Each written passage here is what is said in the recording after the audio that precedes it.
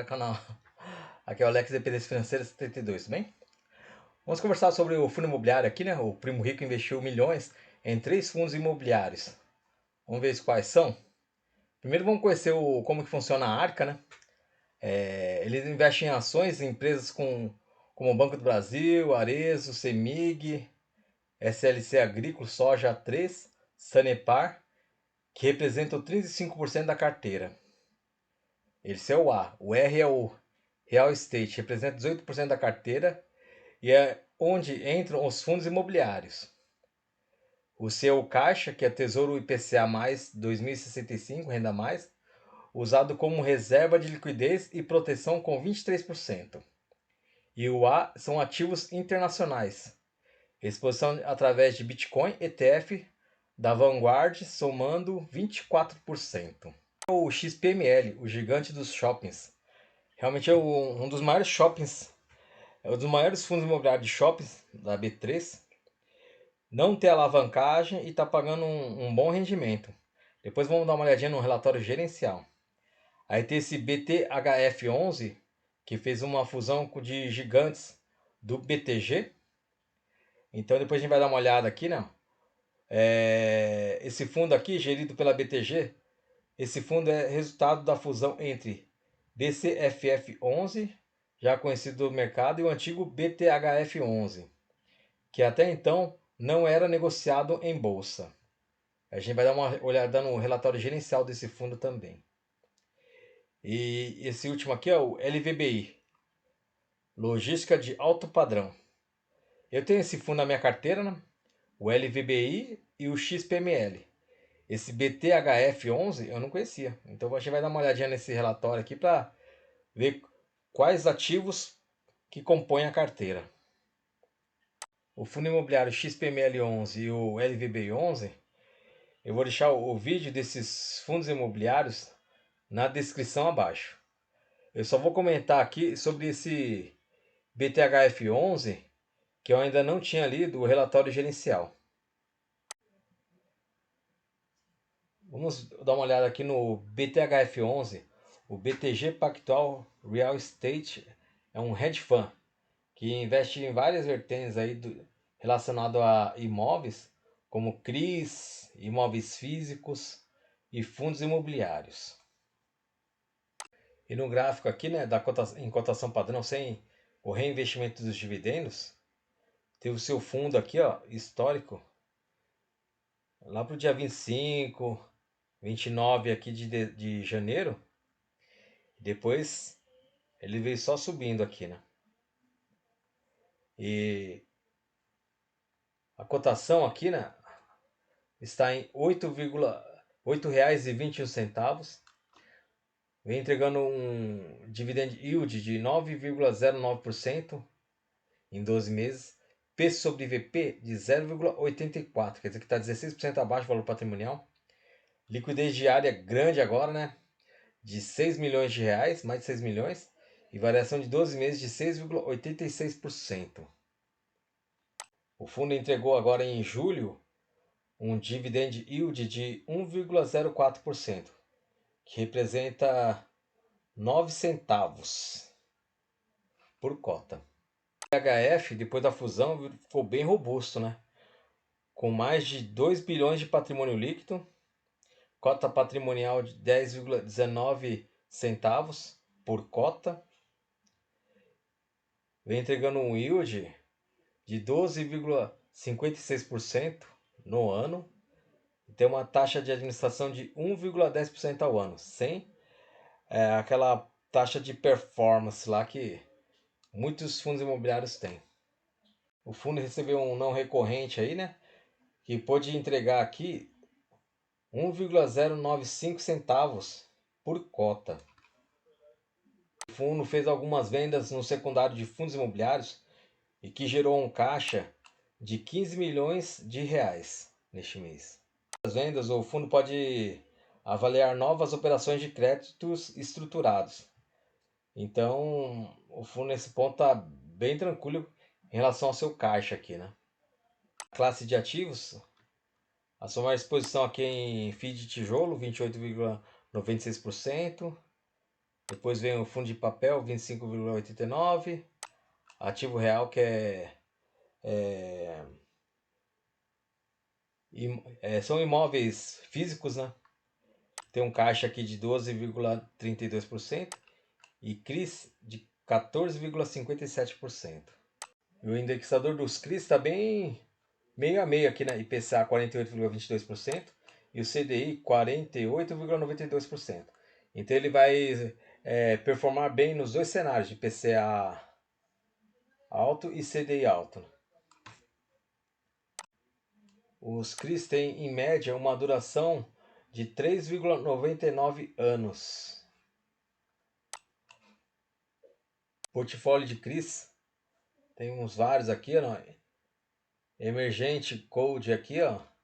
IPCA mais 9,36, que representa 1,34% do PL. Então ele representa muito pouco do PL, né?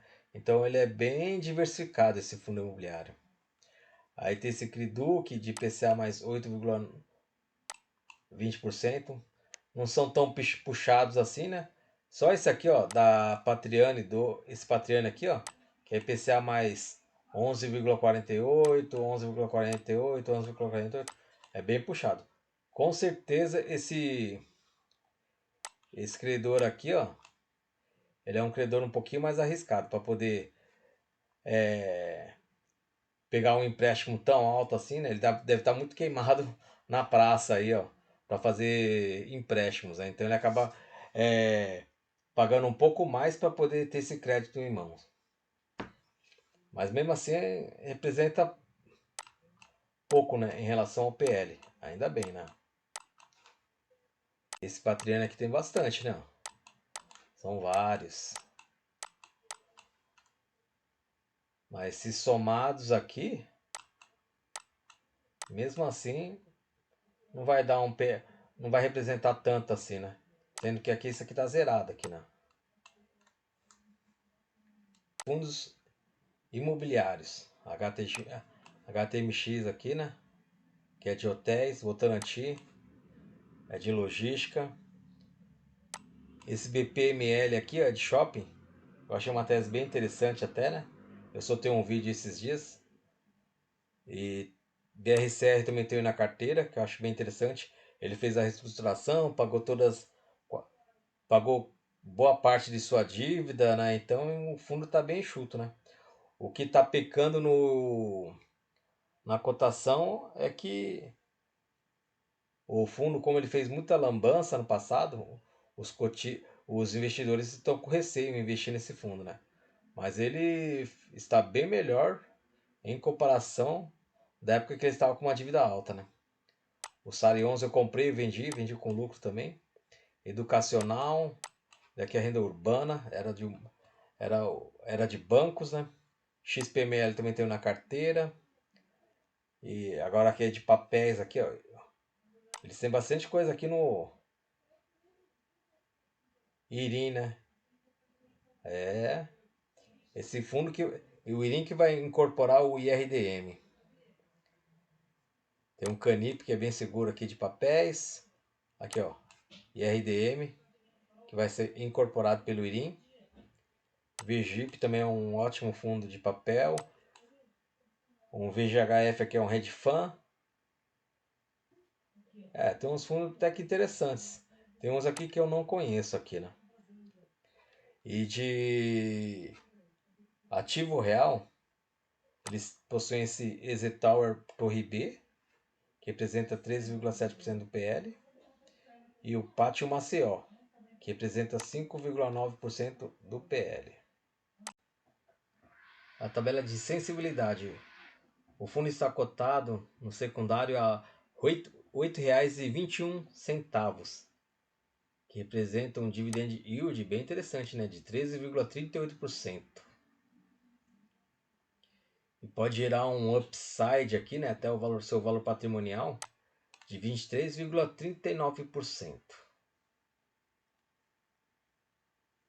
Dando uma olhada na DRE, a sua maior receita vem aqui, né, do fundo imobiliário, 2.995.534. Aí eles fizeram a venda de CRIs e de fundos imobiliários, tudo com lucro, né? Tem fundo imobiliário vendendo vários ativos aí no prejuízo, né? Então, esse fundo até que está se dando bem. A taxa de ADM de menos 1.549.000, despesa do fundo, gerou um lucro líquido por cota de 0,105 e gerou e distribuiu 0,092. Então ele fez uma reserva de lucro aqui. Botou um guidance aqui, né? Que a banda inferior é de 0,092 centavos e a superior de 0,98 centavos. Então, o fundo está bem confiante, né? Quanto à sua distribuição para o segundo semestre de 2025. A partir daqui são portfólios dos ativos de CRIs, né? Tem um exemplo aqui do Emergent Code aqui, né? Que é um IPCA mais 9,39% ao ano. Esse volume aqui de 28 milhões, duração de 4,2 anos. E a gente vê aqui que as garantias são bem robustas, né? A alienação fiduciária, quer dizer que de galpões logísticos, quer dizer que os imóveis eles entram como garantia.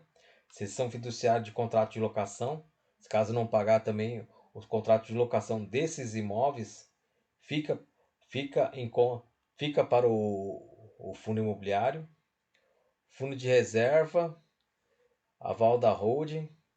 Então, e tem um LTV da operação precificada os ativos abaixo do custo de reposição. Então quer dizer que eles emprestaram por um valor menor do que as suas garantias, né? Então ele quer dizer assim que se caso der um default aí, eles têm esse dinheiro para receber tranquilamente, né? E porque não vai ter tanta dificuldade de receber esse dinheiro de volta, né? E é isso que eu queria conversar com vocês, galera. É um fundo imobiliário aqui que realmente eu não conhecia, né? E eu conheci o outro fundo que ele foi incorporado, né? Mas esse em si eu não conhecia, né? E pelo que eu tô vendo aqui, tô achando uma tese bem interessante, né? E, e os seus ativos têm um potencial muito grande de valorização. E ainda está entregando um ótimo dividendo. Vou passar aqui bem devagar aqui para vocês darem uma olhada no portfólio de CRIs. Mas se vocês gostaram desse conteúdo, por favor, se inscreva e dê o seu like. Muito obrigado a todos. Valeu!